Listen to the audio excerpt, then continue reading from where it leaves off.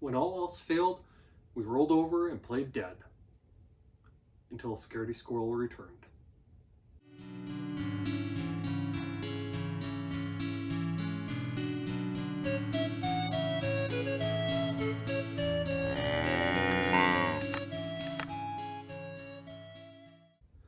Hi everyone, I'm Jacob, I'm the Cowhat Librarian, and I'm really happy to talk to you today about the brand new from Mélanie Watt, Scaredy Squirrel in a Nutshell.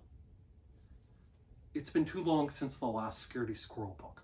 I love them, my kids love them, they're perennial favorites at the library I work at, and I was absolutely thrilled to hear that Mélanie Watt was returning to the character in a slightly different form. Now, the previous Scaredy Squirrel books were basic picture books on a particular story, or the Christmas and Halloween themed ones, which were extended looks at the holiday and how Scaredy Squirrel would react to them. And this one is more of a combination chapter graphic novel, is the closest description I'd have for it. It's an extended story broken up into chapter chunks that explores Scaredy's current misadventure, and it was a lot of fun. Mélanie Watt hit the traditional notes from her Scaredy Squirrel books, but in a very different way. It feels like a fresh coat of paint was put on Scaredy Squirrel. The bones are still there, the structure is still there, but it felt fresh and new and fun, and the minor tweaks to the art style made it feel new again, and the story was classic Scaredy Squirrel nonsense. So each chapter actually serves as a mini Scaredy Squirrel story that includes some of the traditional elements, identifying hazards, how Scaredy plans to deal with them, something not going as planned, and Scaredy Squirrel, of course, playing dead. It was wonderful. It was marvelous. It was an absolute return to form for Mélanie Watt, who's been writing other things in the interim between this and the last Scaredy Squirrel book, and it was absolutely fantastic.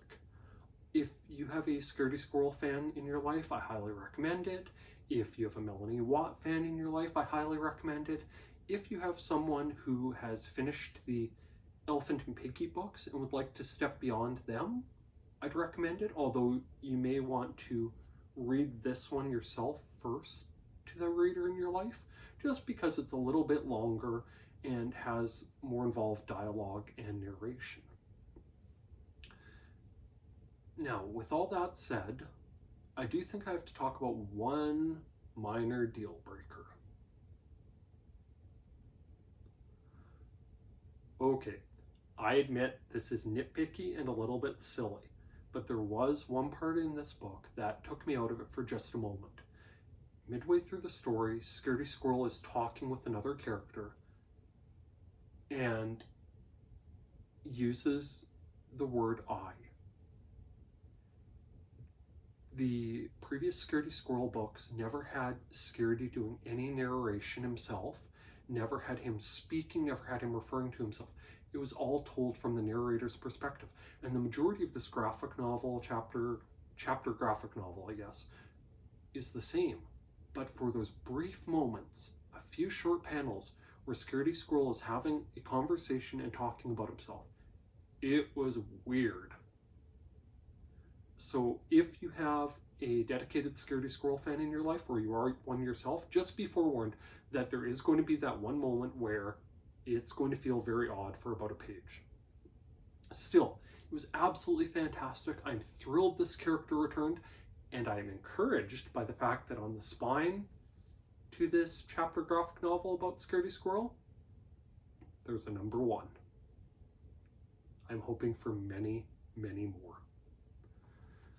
With that, thanks for joining me today, and please come back soon to see what else I have to talk about from the Cowhat Library. Thanks everyone. Bye now.